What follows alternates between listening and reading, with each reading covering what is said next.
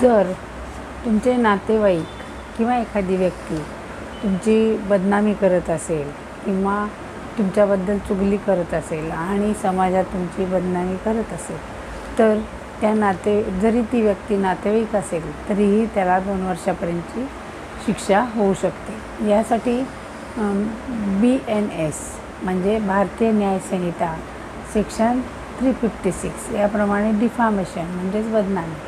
तर जर एखादा नातेवाईक किंवा इतर व्यक्तीसुद्धा दुसऱ्या व्यक्तीची अशी जर बदनामी करत असेल आणि जनमानसात त्याची जी इमेज आहे ती खराब करत असेल, तर अशा वेळेला त्या व्यक्तीला कायदेशीर त्याच्यावर कारवाई करता येते आणि डिफामेशनखाली त्याला 2 वर्षापर्यंतची शिक्षा कोर्ट देऊ शकतं. परंतु ह्याच्याबाबतचे सगळे पुरावे तुम्हाला आधी त्याला द्यावे लागतील आणि तरच हे सर्व शक्य आहे.